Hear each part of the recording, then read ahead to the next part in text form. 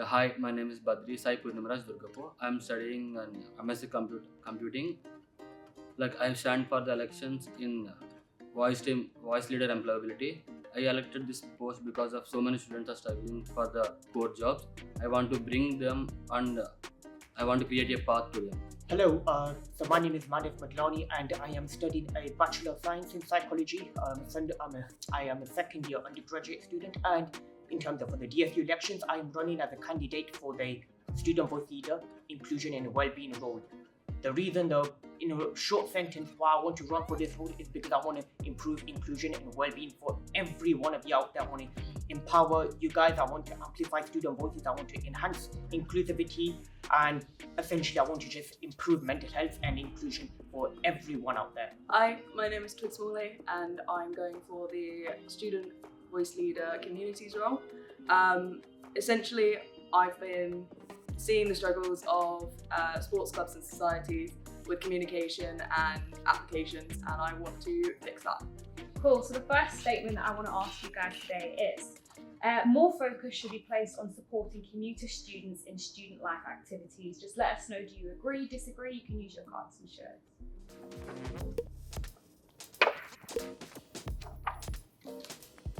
Yes, so smiley faces across the board. Do you want to start and explain? So something I've noticed is having sports clubs and societies running at later times or in different issues means that we end up losing a good big population of our students because they can't either afford to get a later train, or it ends up being at uni from 9 till 9 o'clock at night, and it's a long day. So providing that availability is important. Yeah. I want to provide more activities to people around mental health, essentially, like more activities evolving around that, like to help people, students with the mental health, so essentially, and also make sure that they don't feel, any student don't feel like left out. So essentially, that's why I want to improve inclusion, enhance that, and also I want to empower individual, like advocate for the changes. So that's essentially what I want to do. Yeah, and what would you suggest for like students that are travelling from maybe like Birmingham, London, those that are coming up just for lectures in the day? So how can we support them more in terms of like activities that take place at the university?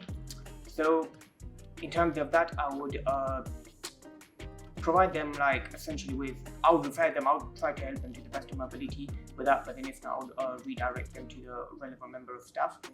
In terms of that, in regards to my role, like to help them with their inclusion and well-being, I would try to make sure that they take care of their health. Essentially, like if they're just coming in, example, for one lecture, I don't think that would be fair. So I think making change around that, try to fix that would be a priority. Yeah, great. And yourself? Yeah, like it's because of the the student not focus on student. Like there should be socialize as well, because some students when studying or focusing on study is more important. But if they feel lonely, where should they go? If they are living alone, we are coming from another countries. We are coming here. No one take care of it. If we are in the society or communities, they can be talk with other people, and the games, if they conduct a games, sports as well, if there is someone interested, they can join in the sports. Yeah. Sounds good. All right, the next one is group projects are unfair and should be an optional in university courses. What do you guys think about that? Middle of the road. Okay, so a bit of variety there. Do you want to start and explain why you don't think? We can do the group projects. If we are doing the group project, we can communicate with our teammates, and we know how to manage the things and how to manage the group. If we are going to the core job and we don't know, like we have to collaborate with each other and we have to know each other. Yeah. And we have to do the work eventually parallelly. I think group projects is better. Yeah. Yeah. Cool. And on the back of that, do you think that the group project should be graded individually, or do you think it should be as a collective since everybody works together? Group projects grade individually. Great. Yeah. Yeah, that's good. And then do you guys want to share why you think it is unfair? I mean, it depends to what context and depends on which module, example, person is studying. having a group collaboration is actually very good, like in terms of a person working by themselves. So I think I would rather see somebody instead of them obviously struggling to, like, if they struggle to make friends, for example, I would definitely support that with the mental health. But essentially, working with a group is much better than working alone. Okay. So personally, I dislike group projects, but that's my way of studying. I think there's a lot of balance that needs to be worked out on the front of how they're graded. I think group projects are good generally, in the sense that it's like improving your communication, your collaboration, and then going towards into employment. You have to work with people, so it's good to learn how to. However, it's the grading that I have a big issue with. I think grading shouldn't be weighted on other people, especially if you end up doing a majority of the work. And then also the fact that if you're doing a lot of the work, that should be supported by your lecturers and be like, okay, go to your lecturers and go, this person isn't doing anything. And then they can then support after that. Yeah, sounds good. And then the next question I will ask is, so more part-time jobs should be available on campus to help students manage the cost of living crisis. What do you guys think about that? Yeah? Do you want to explain yourselves a bit more, maybe suggest some areas where there could be more jobs? So personally, I have a part-time job on campus, and it genuinely just fills that bank account up a little bit again.